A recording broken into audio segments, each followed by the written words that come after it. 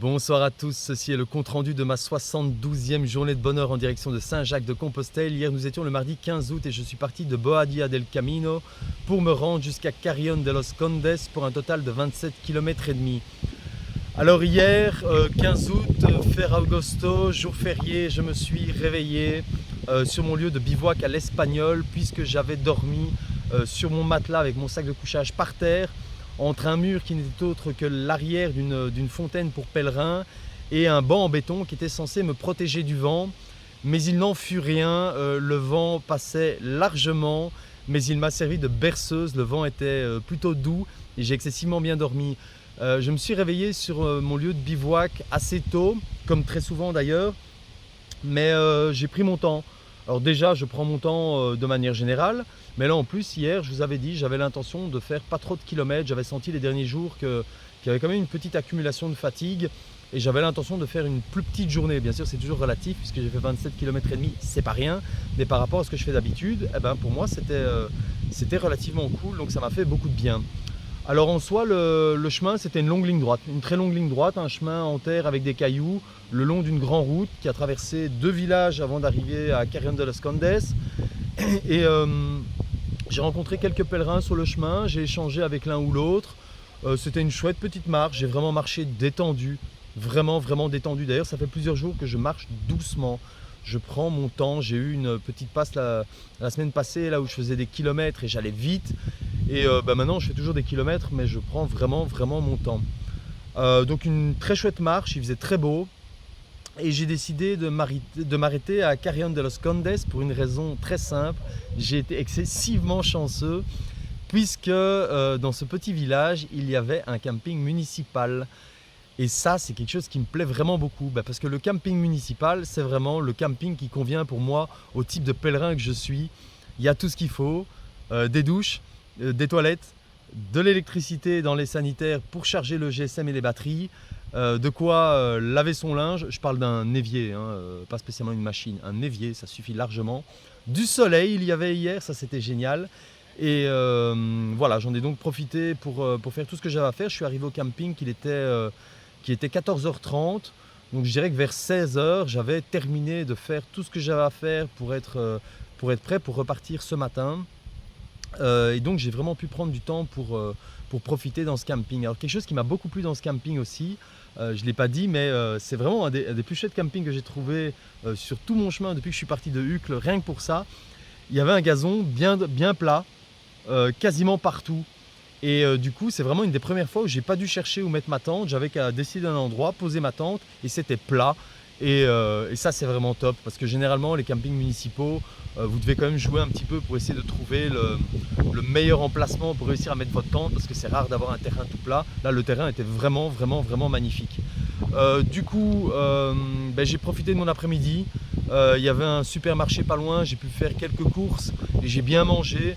Oui, quand je transporte la nourriture sur des longues distances, je fais des courses en fonction, mais il y a des choses que je transporte pas trop de fruits, je transporte pas des yogourts et des choses comme ça.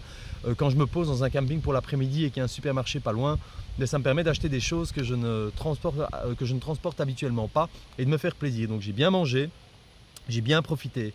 Quelque chose que j'ai beaucoup aimé dans ce camping, ça m'a d'ailleurs beaucoup fait penser au camping de Saint-Jean-Pied-de-Port, puisque je vous avais dit que j'étais descendu au camping de Saint-Jean-Pied-de-Port, forcément quand je suis arrivé à Saint-Jean-Pied-de-Port. Et c'était aussi un camping municipal, mais qui avait une particularité, je vous avais dit, c'est qu'il y avait la moitié du camping qui était occupée par des vacanciers, et l'autre moitié par des randonneurs.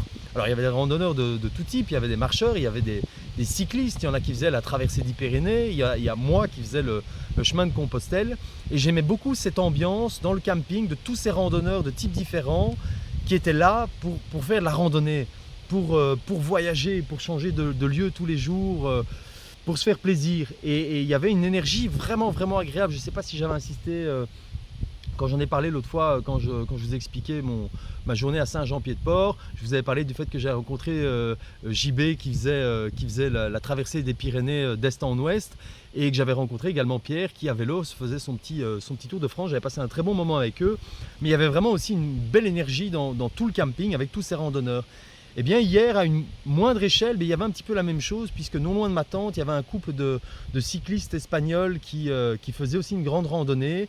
Et juste un petit peu plus loin, il y avait un cycliste belge, un monsieur d'une bonne soixantaine d'années qui faisait Saint-Jacques-de-Compostelle et il est parti du côté de Bruges. Donc on a échangé, on a papoté un petit moment. Alors c'était assez rigolo parce qu'il est parti de Belgique, il est parti de pas loin de Bruges le 24 juillet, le jour de mon anniversaire. Alors en faisant un calcul vraiment rapide, il va plus ou moins 3 fois et demi plus vite que moi sur son trajet pour aller à Saint-Jacques-de-Compostelle. Alors en soi, 3 fois et demi plus vite que moi, je trouve que je m'en sors pas trop mal à pied. Blague à part, j'ai passé un super moment dans ce camping. Je me suis d'ailleurs fait un petit plaisir que je ne m'étais pas fait depuis longtemps. J'ai regardé un film. Alors oui, j'ai regardé un film sur mon GSM. J'ai mis un film sur le téléphone. J'ai mis le téléphone sur mon pied de caméra que j'utilise pour faire les vidéos.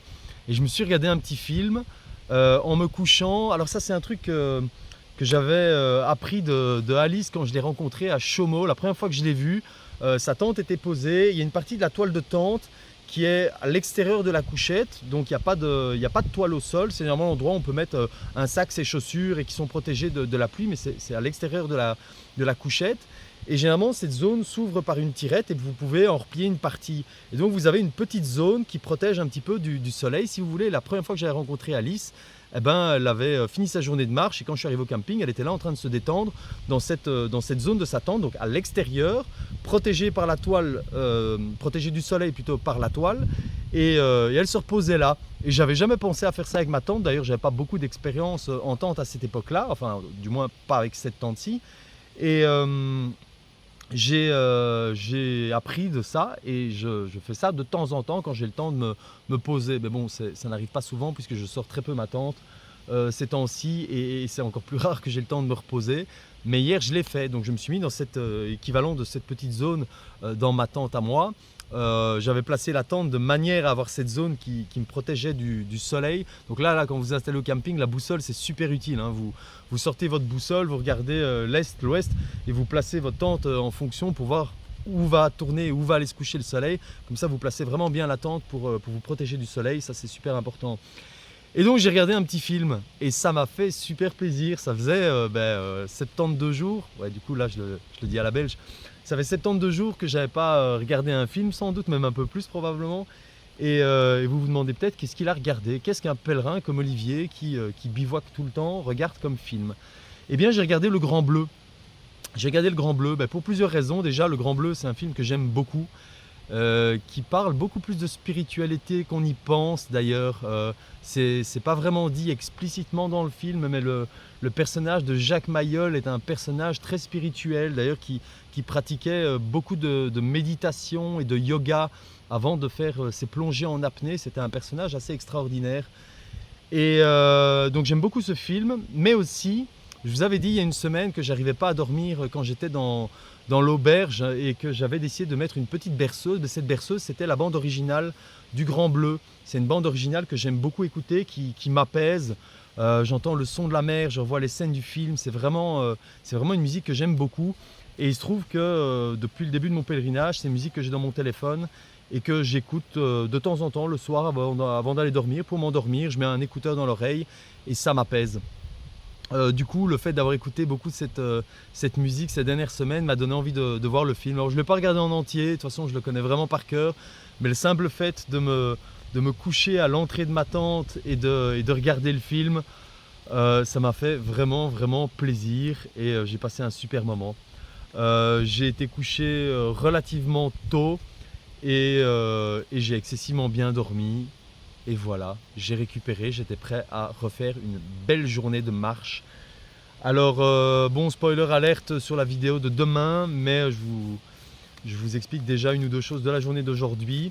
Alors, la belle chose ou le point chaud, un peu sympa de ma journée, aujourd'hui, vers 19 h, j'ai passé les 2000 km de marche, du moins en me basant sur les calculs faits par mon ami Mike qui tient à jour mon site internet, puisque je lui envoie chaque jour les lieux d'où je suis parti, les lieux où je suis arrivé et les kilomètres exacts donnés par ma montre GPS.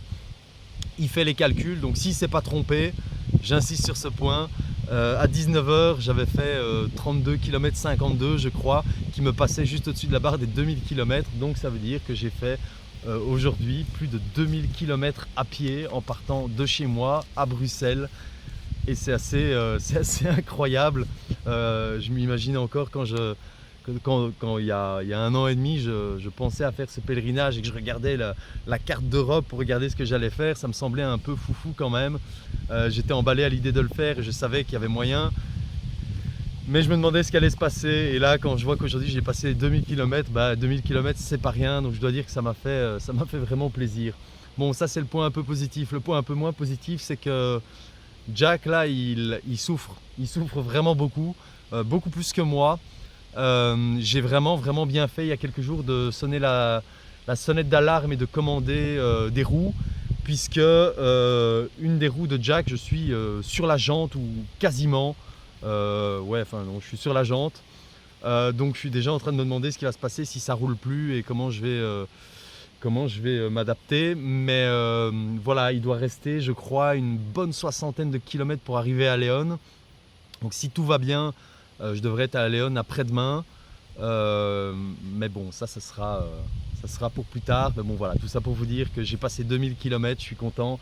Ça me fait vraiment plaisir. Et puis Jack, il souffre, mais il va tenir bon, hein, Jack. Je crois qu'il va tenir bon. Voilà, c'est tout ce que je voulais vous raconter pour aujourd'hui. Des bonnes choses, comme vous voyez, la motivation, la bonne humeur et la joie, elle est toujours présente. Je passe un excellent moment sur les chemins de Compostelle.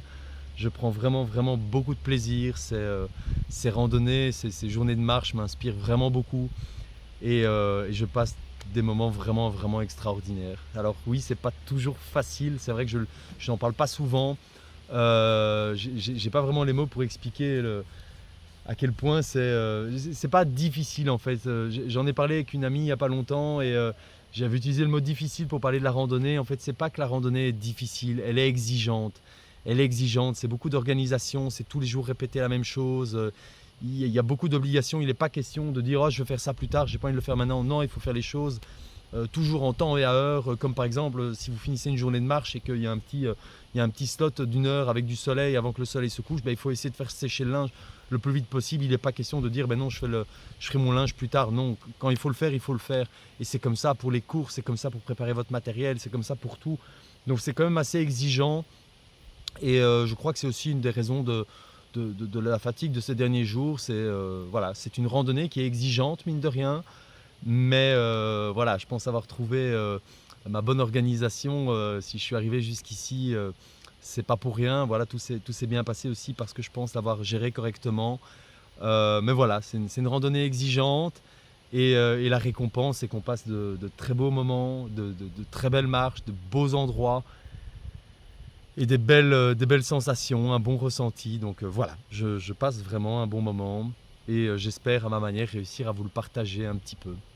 Voilà, sur ce, j'arrête vraiment la vidéo. Je vous souhaite à tous une excellente soirée et puis comme à chaque fois, je vous souhaite à tous un très bon chemin.